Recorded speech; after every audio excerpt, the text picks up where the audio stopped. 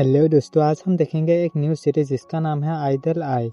Video में आगे बढ़ने से पहले लाइक, शेयर और चैनल को सब्सक्राइब कर देना। कहानी की शुरुआत में एक लड़की को दिखाया जाता है, उसका नाम है सीना। वो गाना सुन रहा था, तभी वो देखता है कि उसके आसपास की सारी चीजें ऊपर की तरफ जा रहा है और उसके बाद वो सोकर उठती है। पता चलता है कि वो एक सपना देख रहा था और वो बताती है कि मुझे ये सपना आती रहती है, जैसा कि हम दोनों का थिएटर में जाना या एक साथ रेस्टोरेंट में खाना खाने के लिए जाना। वो किसके बारे में बात कर रहा था वो तो हमें नहीं बताता है। और उसके बाद वो तैयार होती है, तैयार होके वो कोर्ट में आती है। वो एक प्रोसिक्यूटर है। न्यूज से हमें पता चलता है कि एक टेनिस प्लेयर जिसके ऊपर ब्लैकमेल और हत्या का आरोप था, उसे रिलीज कर दिया गया है और उसका प्रोसिक्यूटर कोई और नहीं सीना होती है। इसकी वजह से लोग उसे क्रिटिसाइज करने लगती है, तुमने इसे बचाया क्यों? और कोर्ट के बाहर रिपोर्टर उसे पूछती है, तुमने पैसों की वजह से ये काम किया है ना? सीना उन रिपोर्टर्स को कहता है, मैं बस अपना काम कर रही थी, और एक एक वो अपने ऑफिस के लिए निकल जाता है। और उसके ऑफिस में सभी प्रोसिक्यूटर टीवी में सीना को ही देखे जा रही थी। उसका बस गबंगसू वहाँ पर सभी प्रोसिक्यूटर को कहता है, ये टीवी में बहुत प्रीति लगती है ना? दूसरा प्रोसिक्यूटर गबंगसू को कहता है, लोग सीना के बारे में क्या क्या बोल रहा है। उसकी बात सुनकर उसका बॉस उसे कहता है, तो क्या हुआ, उसने कोई गलत काम नहीं किया है और हमने बस सच्चाई का साथ दिया है। सीना की ज्यादातर कैसे ऐसी होती है जो उसे दूसरे प्रोसिक्यूटर इग्नोर कर देते हैं। पीछे की तरफ दो एम्प्लॉय सीना के बारे में बात कर रहा था कि वो ये केस कैसे जीत गई और हमें कोर्ट का सीन दिखाया जाता है। सीना के पास सीसीटीवी फोटोज थी और बहुत सारे एविडेंस भी था, जिसके वजह से वो ये केस जीत गई। सीना की कोई फैमिली मेंबर नहीं है, वो बहुत मेहनत करती है, दिन भर काम करती रहती है एक रोबोट की तरह। और उसके बाद सीना के ऑफिस का सीन दिखाया जाता है। सीना अपने ऑफिस पहुंच जाती है, वहाँ पर सभी लोग उसे शेयर अप करने लगता है। सीना वहाँ पर सभी के सामने काम के बारे में बात करने लगता है और अपने हाथ की फाइल को एक एम्प्लॉय के हाथ में देकर अगली केस के ऊपर काम करने के लिए कहती है। वहाँ पर एक प्रोसिक्यूटर सीना को कहती है, तुम आज केस जीत गए हो, तुम्हें काम करना नहीं चाहिए, चलो हम सेलिब्रेट करते हैं। लेकिन सीना उसे मना कर देती है और कहती है, मैं नहीं चाहती कि मेरी वजह से तुम्हारा टाइम बर्बाद हो जाए। तभी उसका बस गबंगसू उसके पास आकर उसे कहता है, ये तो ठीक है, लेकिन एक छोटा सा सेलिब्रेट होना चाहिए। लेकिन सीना मना कर देती है और वहाँ से चली जाती है। जब वो अपनी गाड़ी से घर जा रही थी, तब वो गाड़ी के अंदर एक गाना सुन रहा था। इस गाने के सिंगर का नाम है राय और वही हमारे इस सीरीज का मेन हीरो है। घर आने के बाद सीना रात की पोस्टों को देखने लगता है और उसमें लाइक करने लगता है। बाद में वहाँ पर उसका दोस्त संगजी आकर उसे कहता है, चलो हम ड्रिंक करते हैं, लेकिन सीना उसे मना कर देता है। सीना की बात सुनकर वो लड़का उसकी फेवरेट ड्रिंक दिखाता है। सीना कहती है, तुम इसे बाहर ही रख दो। वो लड़का सीना को कहता है, मैं कितनी दूर से आई हूँ, चलो हम साथ में पीते हैं। सीना उसे अंदर बुला लाता है और वो ड्रिंक करते हुए भी राइक की पोस्टों को लाइक कर रहा था। सोंगजे कहता है, पहले अपना मेन काम कर लो। तभी सीना कहती है, मेरा काम यही है और तुम्हें भी उसे सपोर्ट करना चाहिए, तुम भी लाइक क्या करो। सोंगजे कहता है, मैंने तुम्हारे लिए सीसीटीवी फोटोज लाई थी और तुम्हारी मदद की थी। लोग तुम्हें लेकर कैसी कैसी बातें कर रहा है। उन लोगों का कहना है कि तुम पैसे के पीछे भागती हो, तुम बहुत लालची हो और तुम ऐसे कैसे लेते हो जिसे कोई और प्रोसिक्यूटर नहीं लेता। तभी सीना कहता है, लोगों को जो कहना है कहने दो, कहना है उन लोगों का काम है और मैं उन लोगों को कुछ भी समझाऊं, लेकिन वो लोग मेरी बातें नहीं सुनेंगे। बाद में सीना राइक की फोटोज देखने लगती है। सोंगजे उसे कहता है, इसमें इतना हंस किया है, ये भी तो हमारे जैसा ही है, पता नहीं कि तुम इसे लाइक क्यों करते हो। सीना उससे कहती है, तुमने शायद कभी प्यार नहीं किया है, प्यार करने के लिए कोई वजह नहीं चाहिए। सोंगजे सीना के हाथ से वो फोटोज ले लेती है और उसे कहता है, मुझे लगता है कि मैं भी दिखने में इसके जैसा ही हूँ। तभी सीना उसके हाथ से फोटोज को लेकर उसे कहती है, तुम इसके आसपास भी नहीं हो।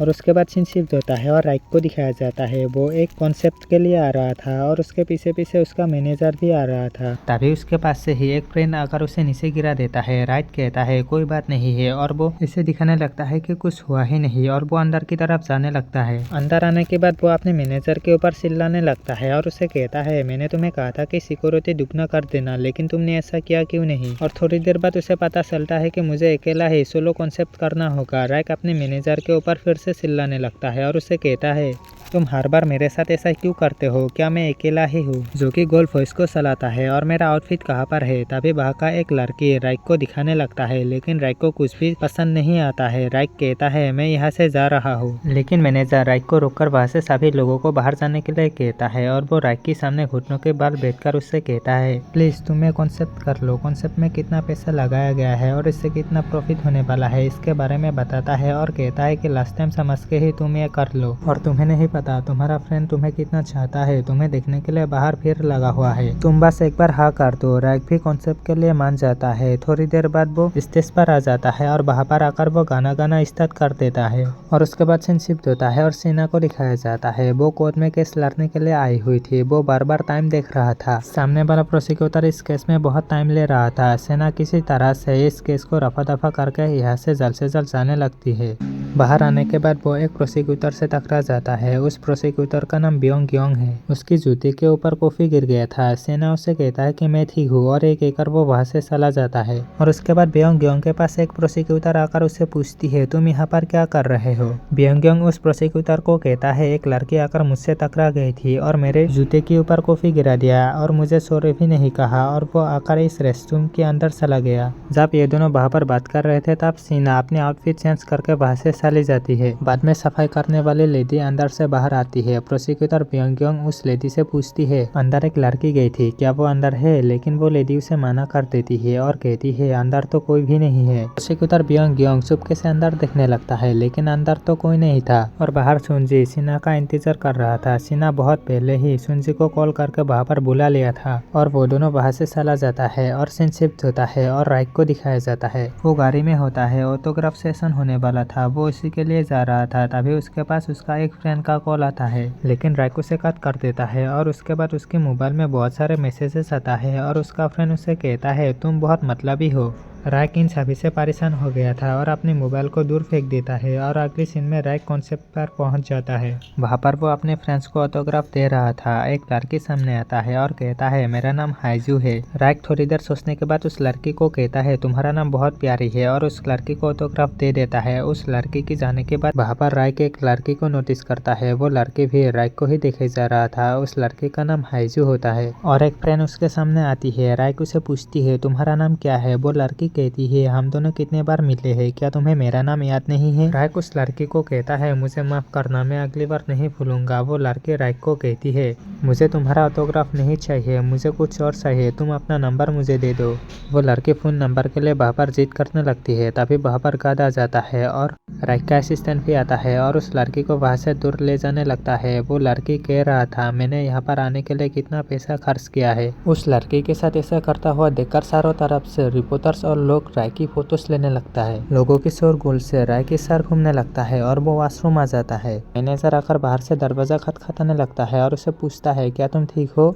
रैक अपने मैनेजर को कहता है हाँ मैं ठीक हूँ और तुम यहाँ से चले जाओ। रैक की सर में बहुत दर्द हो रहा था और अपने दोनों कानों पर हाथ देकर वो वहाँ पर बैठा हुआ था। उसे देखकर ऐसा लग रहा था कि वो बहुत बीमार है और हमें सीना को दिखाया जाता है। वो भी यहाँ पर आ गई थी और वो भागते हुए अंदर की तरफ जाने लगती है, लेकिन तभी उसकी एक शीश नीचे गिर जाती है और हाइजू भी वहाँ पर पहुँच गई थी और उसे उठा लेता है। सीना उसके हाथ से अपने सामान को लेकर उसे थैंक यू कहकर वहाँ से चली जाती है, और अंदर जाने के बाद उसे पता चलता है कि ऑटोग्राफ सेशन तो खत्म हो गया है और वो वहाँ से थोड़ी दूर जाकर वहाँ पर ही बच जाती है। वहाँ पर सोंग से भी पहुँच जाती है। वो भी सेना के पास ही बैठ जाती है। सेना कहती है उसके साथ क्या क्या हुआ? वो कहती है कि मैं सोलो कॉन्सेप्ट हो या ऑटोग्राफ सेशन हो, मैं कहीं पर भी नहीं थी, और एक एकर वो वहाँ पर उदास हो जाती है। लेकिन वो सामने पोस्टर पर राय की फोटो को देखकर कहती है कम से कम मैं फोटो तो देख पाई। और उसके बाद सीन शिफ्ट होता है और हमें राय को दिखाया जाता है। वो अपने घर में अपने मोबाइल में उसकी और हाइजू की फोटोज देख रहा था। हमें पता चलता है कि हाइजू उसकी एक्स गर्लफ्रेंड थी। तभी उसे पता चलता है कि दो फ्रेंड चोरी छुपे उसकी घर के अंदर आ गया है। राइक उसे कहता है तुम दोनों बाहर आ जाओ। वो दोनों लड़की उसे पूछती है क्या तुम बीमार हो? राइक गार्ड को बुलाकर उन दोनों लड़की को अपने घर से बाहर निकाल देती है। और उसके बाद सुबह का सीन दिखाया जाता है। राइक अपने बिस्तर पर सो रहा था। तभी उसका बॉस बोसंग उसके पास आकर उसके ऊपर पानी डाल देता है। राइक अपने मैनेजर को कहता है तुम जाकर मेरे लिए टॉवल ले आओ। उसका बॉस बोसंग उसे रात का वीडियो दिखाने लगता है कैसे उसने अपने फ्रेंड्स को अपने घर से बाहर निकल रहा था, और वो राइक को कहता है तुम्हें पता है इस वीडियो को फैलने से रोकने में हमने कितना पैसा खर्च किया है? तुम्हारा जो सॉन्ग इट्स मी वो जो नंबर 1 पर था वो अब नंबर 10 पर आ चुका है। तभी राइक कहता है तो क्या हुआ? मैंने कोई गलत नहीं किया। वो अपराधी था और अपराधी को अपराधी कहना चाहिए। मैंने कोई गलत नहीं किया, ये स्टोकर है और मैं विक्टिम हूँ। तभी उसका बॉस भूसंग उसे कहता है मैं जानता हूँ, लेकिन तुम्हें अपने फ्रेंड्स के सामने ऐसा नहीं करना चाहिए था। जिस टाइम तो अपने इमोशन को शो करोगे तब तुम सिंपल इंसान बन जाओगे, लेकिन तुम्हारा फ्रेंड्स उस सिंपल इंसान को नहीं चाहता, वो चाहता है राइक को। राइक अपने बॉस के सामने चिल्लाकर कहने लगता है तो मैं सिंपल इंसान कब बन सकता हूँ, मैं भी अपना लाइफ जीना चाहता हूँ। मैं जब 10 साल का था तब से ही मैं तुम्हारे लिए काम करते हुए आई हूँ, तुम जो कहते हो मैं वही करती हूँ। उसकी बात सुनकर उसका बॉस वूसोंग उसे कहता है तुम बस अपने काम करते रहो और कॉन्सेप्ट की तैयारी करो। और उसके बाद हमें सीना को दिखाया जाता है, वो एक पीसी कैफे में होती है। वो राय की कॉन्सेप्ट की टिकट लेने के लिए वहाँ पर आई थी। जैसे ही लिंक ओपन होती है तभी सोल्ड आउट हो जाती है और सीना टिकट नहीं ले पाती है। लेकिन सीना को पता चलता है कि कुछ लोग टिकट सेल कर रहे हैं और सीना एक लड़के से टिकट लेने के बारे में बात करती है। और राइक भी कॉन्सेप्ट के लिए तैयार होकर वो कॉन्सेप्ट के लिए जाने लगता है और वो कार के अंदर याद करने लगता है डॉक्टर ने उसे क्या कहा था। डॉक्टर ने उसे कहा था कि तुम्हें हार्ट अटैक आ सकता है, तुम्हें इलाज करना होगा, नहीं तो तुम बर्बाद हो जाओगे। राइक उस डॉक्टर को कहता है मैं तो बहुत पहले ही बर्बाद हो गया था, आप बस मुझे मेडिसिन दे दो। राइक का मैनेजर कॉल करके राइक के ऊपर चिल्लाने लगता है और उसे कहता है तुम कहाँ पर रह गई हो, कॉन्सेप्ट स्टार्ट होने वाला है। राइक कहता है मैं बस पार्किंग में पहुंच गया हूँ और हमें सीना को दिखाया जाता है वो उस लड़के से मिलने के लिए आई थी जिससे वो टिकट लेने वाली थी और उसके साथ सोंगजू भी आया हुआ था। सीना उस लड़के को टिकट के बारे में पूछती है। वो लड़का सीना को कहता है तुम पहले मुझे पैसे दो। सीना भी अपने बैग से पैसे निकाल कर दे देता है और वो लड़का पैसे लेकर उसे काउंट करने लगता है। सोंगजे उसका वीडियो बना लेता है। सीना उसे कहता है तुम ज्यादा पैसा लेकर टिकट बेच रहे हो और अगर मैंने पुलिस स्टेशन में जाकर तुम्हारा रिपोर्ट किया तो तुम्हारे साथ क्या क्या हो सकता है, इसके बारे में सीना उसे बताने लगता है। और वो लड़का सीना की बात सुनकर डर जाता है और वो वहां से भागने लगता है। सीना के दोस्त भी उसका पीछा करने लगता है और उसके बाद सीन शिफ्ट होता है और हमें राइक को दिखाया जाता है। वो वहां पर पहुंच गया था और उसे लेने के लिए उसका मैनेजर गाड़ी के पास जाता है और उसे ऊपर से दो लड़के नोटिस करता है और वो दोनों कहने लगता है ये तो राइक का मैनेजर है। जब मैनेजर राइक को कॉन्सेप्ट की तरफ ले जा रहा था तब उन दोनों लड़के को पता चल गया था ये तो राइक है। वहाँ पर वो दोनों लड़के चिल्लाकर राइक की तरफ जाने लगता है। वहाँ पर सभी फ्रेंड को राइक के बारे में पता चल गया था और वो राइक की तरफ ही जाने लगता है। राइक भी अपने फैंस को ऐसा आता हुआ देखकर वहाँ से भाग जाता है और वो भागते हुए एक दरवाजे के पास पहुँचता है। वो दरवाजा खोलना चाहता था और वहाँ पर सेना भी पहुँच जाता है और वो राइक को देखकर ऐसा लगता है कि यही टिकट बेचने वाला लड़का है क्योंकि वो दोनों सेम कोट पहना हुआ था। लेकिन उसे पता चलता है कि ये तो राइक है और राइक को भी पता चल गया था कि फैंस इस तरफ ही आ रहा है। राइक सीना के मुंह पर हाथ देकर उसे छुपा लेता है और फैंस के जाने के बाद वो उसे कहता है मैं तुम्हारे मुंह से हाथ हटा रहा हूँ, तुम चिल्लाना मत और तुम मेरा पीछा भी मत करना, क्या तुम मेरी बातों को समझ गए। सीना भी अपना सर हिलाकर हामी भर देता है। राइक भी उसके मुंह से हाथ हटाकर वहां से चला जाता है। सीना भी बहुत हैप्पी हो जाता है क्योंकि वो आज सामने से फेस टू फेस राइक को देख लिया था। राइक अंदर आने के बाद अपने टीममेट की बात सुनता है। जेहिक राइक के बारे में बता रहा था कि वो एक साइको है। राइक अंदर आकर जेहिक से पूछता है मैं साइको क्यों हूँ, क्या मैं गैम्बलिंग करता हूँ या मैं ड्रग्स लेता हूँ। जेहिक कहता है तुम टाइम पर नहीं आए हो, तुम्हें सॉरी कहना चाहिए। राइक सॉरी कहकर वहां से जाने लगता है। जेहिक कहता है हम बस तुम्हारे लिए यहाँ पर आए हैं, तुम्हें हमें थैंक यू कहना चाहिए, तुम बस हमें यूज कर रहे हो। राइक कहता है हमें तुम्हें यूज कर रहा हो, ना ही तुम्हें कंपनी में काम मिल रहा है, ना ही तुम अपने कॉन्ट्रैक्ट को रेन्यू कर पा रहे हो, इसलिए तुम कई सालों तक मुझसे छुप के रहना। राइक की बात सुनकर जेहिक गुस्से में आ जाता है और उसे कहता है लोग तुमसे प्यार नहीं करता, तुम्हारे ऊपर बस दया करते हैं, कैसे तुम्हारी माँ बार में काम किया करती थी। जेहिक की बात सुनकर राइक बहुत गुस्से में आ जाता है और वो दोनों लड़ाई करने लगता है। यांग बिन जेहिक को राइक से दूर ले जाने लगता है लेकिन जेहिक यांग बिन को धक्का दे देता है और उसे नीचे गिरकर चोट लग जाता है और उसके लिए एम्बुलेंस बुलाना पड़ता है। जेहिक उसके साथ जाता है। राइक भी उसके साथ जाना चाहता था लेकिन वो अपने कॉन्सेप्ट की वजह से उसके साथ नहीं जा पाता है।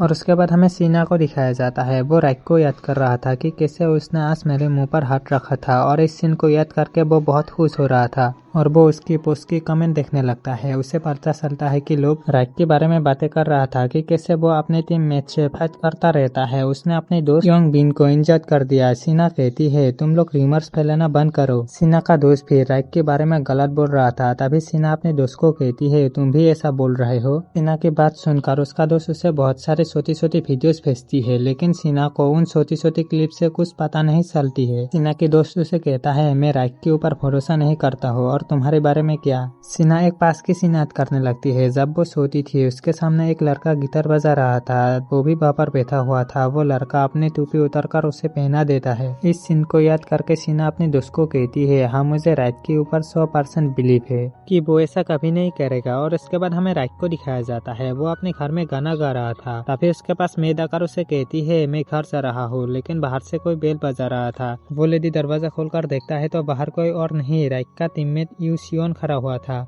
वो यू सियोन को अंदर लाकर अपने घर चला जाता है। यू सियोन राइक को कहता है, मुझे पता है कि तुम हॉस्पिटल में आई थी, और वो उस सीन को याद करने लगता है जब राइक हॉस्पिटल में आया था। दरवाजे के बाहर खाना रखकर वो चला गया था। यू सियोन कहता है, मुझे पता है तुम योंग बिंग के बारे में सोच रहे हो, लेकिन टेंशन लेने की कोई बात नहीं। डॉक्टर ने कहा है कि वो जल्दी ही डिस्चार्ज हो जाएगा, और जेही ने कहा है कि तुम्हारी माँ के बारे में जो भी बातें कही थी उसे ऐसा नहीं कहना चाहिए था। और वो दोनों एक साथ बैठकर पीने लगता है, और उसके बाद हमें सुबह का सीन दिखाया जाता है। राइक सो रहा था, उसका अलार्म बजता है। यूशुन को देखने के लिए वो बाहर आता है। बाहर आकर उसे पता चलता है कि यूशुन को किसी ने चाकू मार दिया है। राइक यूशुन के पास जाकर उसके सर को अपनी गोद में लेकर चिल्लाने लगता है। तभी वहाँ पर उसका मेड और मैनेजर पहुंच जाता है, और वो दोनों राइक को ऐसी हालत में देख लेता है। मेड वहाँ पर चिल्लाने लगता है और सीन शिफ्ट होता है। वो सोकर उठती है और राइक की पोस्टों को देखने लगती है। राइक के बारे में तब तो कुछ नहीं था, और वो कोच जाने के लिए तैयार होने लगती है। तैयार होने के बाद वो न्यूज देखता है। न्यूज में उसे राइक के बारे में पता चलता है। सीना भागकर पुलिस स्टेशन जाती है। पुलिस स्टेशन के बाहर लोगों का भीड़ लगा हुआ था, और वहाँ पर वो अपनी कार्ड को दिखाकर वो पुलिस स्टेशन के अंदर चली जाती है। अंदर जाने के बाद वो डोर ओपन करती है, और वो वहाँ पर राइक को देखता है, और राइक भी उसकी तरफ ही देखे जा रही थी। और इसी के साथ ये एपिसोड यहीं पर एंड हो जाता है।